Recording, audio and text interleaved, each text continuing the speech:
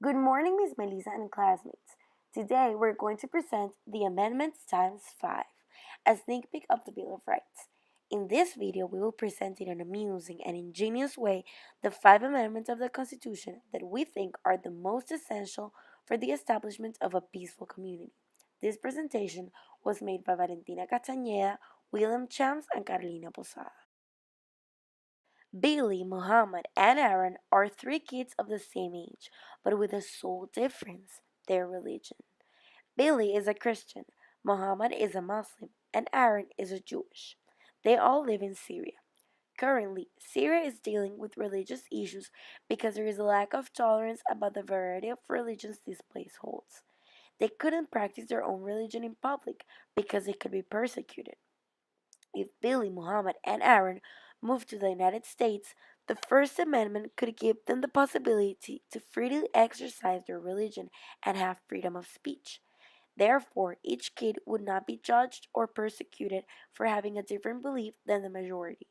The First Amendment states that, open quotations, Congress shall make no law respecting an establishment of religion or prohibiting the free exercise thereof, or abridging the freedom of speech, or of the press, or the right of the people peaceably to assemble and to petition the government for a redress of grievances. Closing quotations.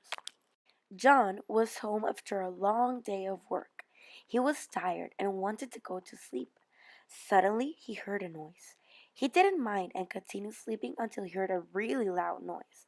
Abruptly, a thief entered to his room, tied him up, and collected everything he could. John wanted to release himself, and the thief, noticing this event, shot him. Unfortunately, John died. If John had been aware about Amendment 2, he would have had a gun to defend himself and prevent this tragedy. The Second Amendment states that a well-regulated militia being necessary to the security of a free state, the right of the people to keep and bear arms shall not be infringed. During an armed conflict, Amber was in her house extremely frightened. Suddenly, she heard an incessant knocking on her door. When she opened the door, she encountered a soldier. The soldier was asking for refuge in Amber's house. Amber was frightened and felt threatened by the soldier. He didn't have permission to ask for refuge. If Amber would have known the Third Amendment, she could have prevented a dangerous situation. The Third Amendment states, no soldier shall, in time of peace, be quartered in any house, without the consent of the owner, nor in time of war, but in a manner to be prescribed by law.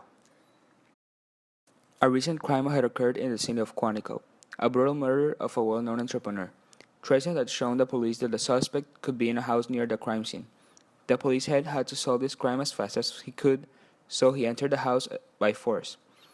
Suddenly, all the police crew was inside the house, destroying everything in their way to find evidence of guilt. Chris woke up suddenly with all the noise around his house.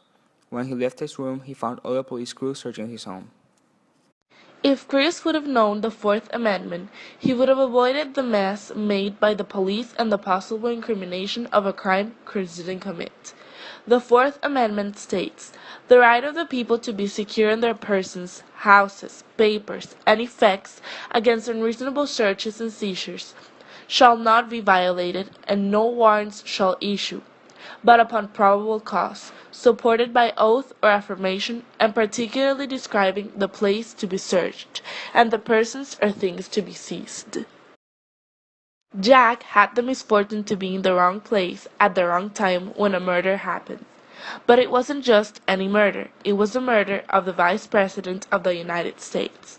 Due to the fact that it was such a serious crime, Jack was imprisoned and right away killed under the principles of the death penalty.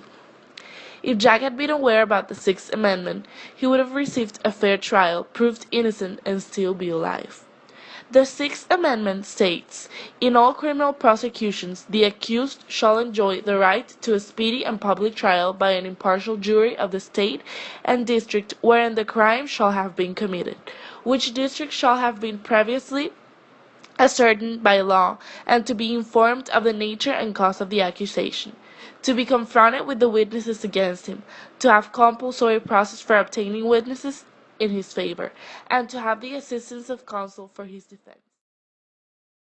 Finally, you can observe the importance of these 5 amendments from the Constitution. We hope you learn them and prevent any unjust treatment in the future. Thank you.